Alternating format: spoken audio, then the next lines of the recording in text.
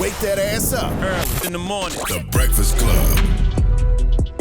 Morning, everybody. It's DJ Envy, Angela Yee, Charlamagne the God. We are the Breakfast Club. Let's get in some front page news. Where we starting, Yee? Well, today they are voting on impeaching Donald Trump. And there's at least so far 5 Republicans who said that they would also vote to impeach so far. That's a far cry from the Republicans last time they impeached Trump, where none of them actually voted to impeach him. Now, Donald Trump is saying the 25th Amendment poses zero risk to him, but he did say that he thought that this could affect Joe Biden down the line. Here he is. Before we begin, I'd like to say that free speech is under assault like never before. The 25th Amendment is of zero risk to me, but will come back to haunt Joe Biden and the Biden administration. As the expression goes, be careful what you wish for. The impeachment hoax is a continuation of the greatest and most vicious witch hunt in the history of our country and is causing tremendous anger and division and pain, far greater than most people will ever understand, which is very dangerous for the USA, especially at this very tender time. Why do people think speech is free? Like, there is literally a cost to everything you say. You are not exempt from the consequences of the things that come out of your mouth, especially if you're saying them on platforms you don't own. But is that a threat? It feels like a threat a little bit. A threat of what? Meaning like, all right, you go ahead if you want. I don't want no violence, but y'all go ahead if y'all want. Man, that's not even the same clip. You wasn't even paying no attention. No, I am paying attention. No, because you weren't. The next clip is when he talks about, I don't want no violence. So why are you talking about that now? But it all goes together. They cut the clip up so it wouldn't be a long clip. But I'm thinking in totality. You thinking in the future? No, in totality. This guy is crazy. But we cut the clip in half, but that's part of the second clip where he says no violence. That Beijing getting to your brain, bro. That's not even the play the no violence clips, and then we'll go back and play what Envy just said. It's the same thing. It's the same clip. We cut it in Millions two. of our citizens watched on Wednesday as a mob stormed the Capitol and trashed the halls of government. As I have consistently said throughout my administration, we believe in respecting America's history and traditions. We believe in the rule of law, not in violence or rioting. Now is the time for our nation to heal, and it's time for peace and for calm. Respect for law enforcement and the great people within law enforcement is the foundation of the MAGA agenda. Nope.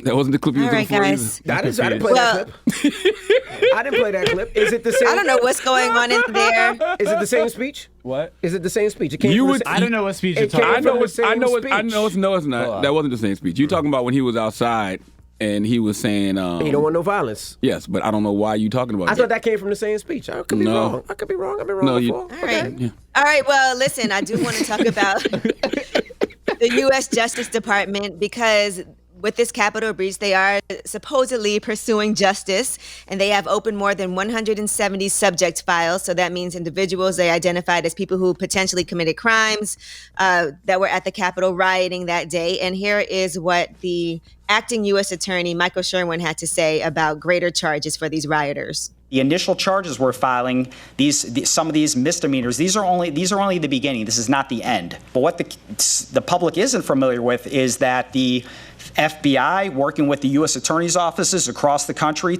and the crux of those being in D.C., we're looking at significant felony cases tied to sedition and conspiracy. In addition to that, we're looking and taking a priority with cases in which weapons were involved and cases in which destructive devices were involved. Regardless of if it was just a trespass in the Capitol or if someone planted a pipe bomb, you will be charged and you will be found. I really can't believe this is a thing. They have misdemeanors. Like, why do they have to investigate anything? Trespassing? If that was Al-Qaeda and not Al-Qaeda, whatever country they came from would have been bombed already, okay? It was treason. It was terrorism. The Capitol building was invaded. All of Congress was in there. Lives were threatened. Once again, imagine if they were terrorists from another country. You don't think they would have dropped a bomb on that country already? According to Sherwin, They are looking for sedition and conspiracy cases. They said those carry prison terms of up to 20 years. And the FBI is considering putting some of those terrorists on the no-fly list. So that means they won't even be able to fly anywhere. They said they're looking at all tools and techniques that they can use within the FBI, and that's something that they're also actively looking at. They also did say they're looking for information about a person or people who helped to plant pipe bombs outside of the Republican and Democratic headquarters. They said the bombs were real and they had timers. We don't know exactly why they didn't go off. White privilege is stronger than Starbucks Wi-Fi, bro. White privilege is stronger than edge control. Like, white privilege is an amazing, amazing, amazing thing. Like, because I'm telling you, if that was anybody from any other country, they would have bombed that country already. Let that have been Muslims. You know what I mean? They would have been out of here already. Like, it's unbelievable. It really is. No, it's not. All right. It's America. What am I talking about? It's not unbelievable. That is your front page news. All right. Now, this was on social media about a white guy talking about why he likes black women. Can we play that clip? So a lot of people have been DMing me and asking me why I prefer black women. Let's break it down. If you see my account, you'll know the stuff I like to talk about. A lot of sociology. In my experience, I have better conversations about that with black women. That's because it affects them. It doesn't affect white women as much. They don't think about it. Also, black women don't have an issue with my friends. I've had multiple white girls be like, why do you hang out with so many black people? That's because black people don't ask me dumb questions like that. Black women seem to genuinely care and want me to do better. So I don't feel that comfortable around white people. I feel like black people laugh with me and white people laugh at me. That's a white man? Yes, that is Drop a on white the clue man. bombs for that white man. I like this.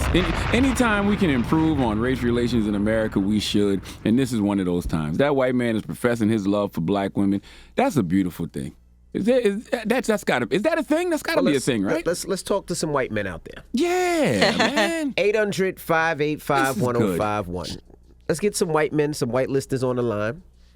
If you prefer black women, Yeah. we'd love to hear from you and want to know why. And you know what?